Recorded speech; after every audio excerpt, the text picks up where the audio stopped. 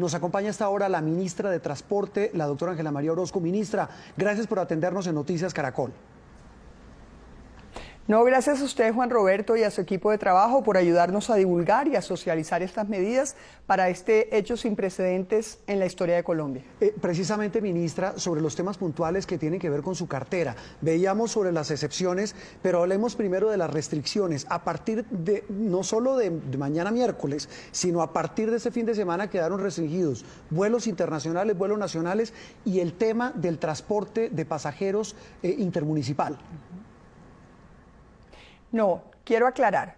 A partir de anoche, o sea, a partir del día de hoy, a las 0 de la noche, sí, quedó restringido el ingreso a Colombia de cualquier viajero nacional o internacional, o sea, vuelos internacionales.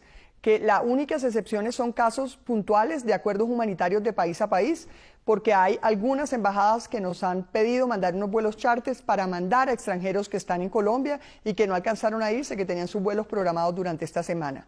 Ahora, a partir del 25 de marzo a las 0 de la noche, 0 de la mañana, queda restringida todos los vuelos nacionales, los vuelos domésticos de pasajeros, los vuelos comerciales, y las excepciones, como la excepción general del transporte, es el transporte de carga. Ahora, quiero aclarar que queda restringida la movilidad de vehículos y bienes y de personas en el país, pero queda excepcionada de eso todas las personas que se dedican a las actividades que quedaron excepcionadas en el decreto.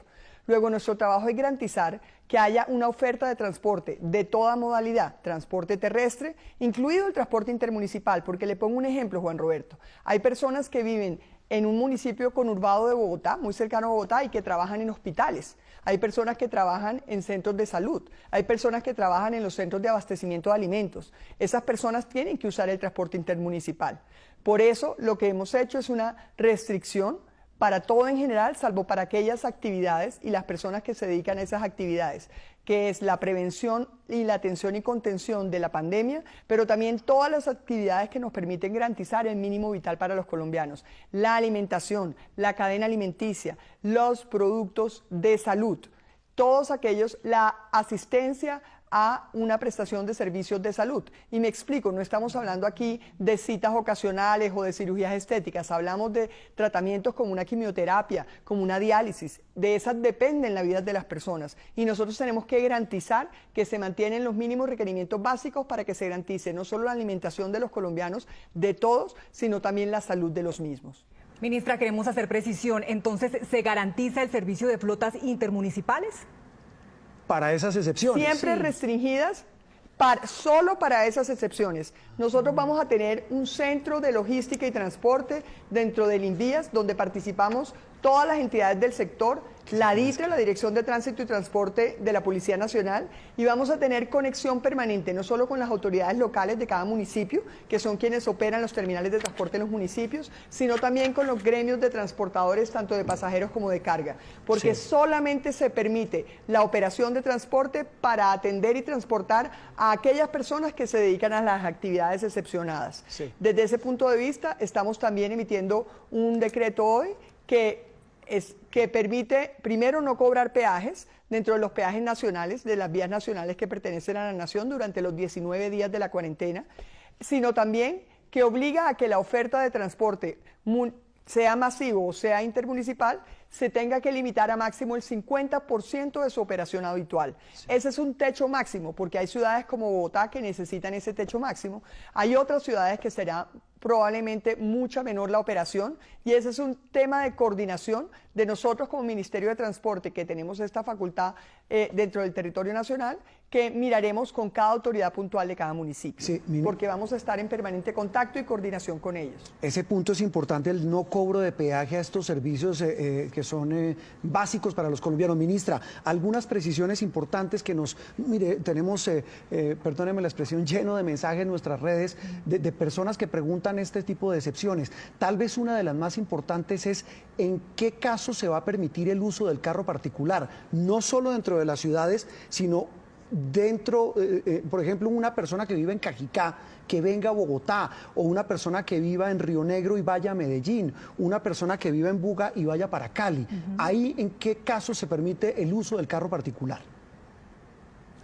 Tal cual como ocurrió en los simulacros de varias ciudades, se permite la actividad que he mencionado. Luego, el vehículo va a ser para transportar a la persona que tiene esa actividad, que trabaja en un hospital y tendrá su carnet de que pertenece al hospital, que trabaja en un centro de acopio y de producción de alimentos, tendrá que tener el carnet que dice si es empleado. Pero también aquí hago un llamado a la reflexión y es la razón por la que tenemos el Centro de Logística y Transporte que creamos, donde podemos atender dudas permanentemente. Si hay un campesino que está sacando su cosecha en una moto a una plaza de mercado en un municipio, es evidente que no va a tener un carnet de empleado porque no es empleado. Desde ese punto de vista, nosotros no podemos empezar a exigir cada certificación o un documento notariado que él provee el plazo. Por eso tenemos que estar coordinados con las autoridades de cada municipio y nuestro gran aliado aquí es la Dirección de Tránsito y Transporte de la Policía Nacional, porque hay cosas muy fáciles de acreditar, donde la gente tiene el carnet de empleado de una entidad de salud, de empleado de una empresa de las que provee la cadena alimenticia, de empleado de un sitio de abastecimiento de una cadena alimenticia, pero hay casos puntuales en municipios de Colombia donde simplemente los campesinos van el domingo a llevar su cosecha y si no llevan su cosecha no se abastece ese municipio. Es la razón por la que tenemos una comunicación permanente y tenemos que tenerla con las alcaldías, los secretarios de movilidad o de tránsito, dependiendo, y en aquellos casos donde no tienen secretario de movilidad de tránsito, directamente con la alcaldía y con el funcionario que nos designen. Ministra, una persona que quiera salir de su casa, abastecerse, que quiera hacer mercado en su ciudad, pero digamos no tan cerca y necesita llevar su vehículo, ¿puede transitar en su vehículo, en su carro?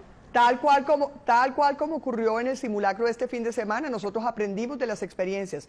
Hay gente que salió en su carro a hacer mercado en esta ciudad, de la misma manera va a operar.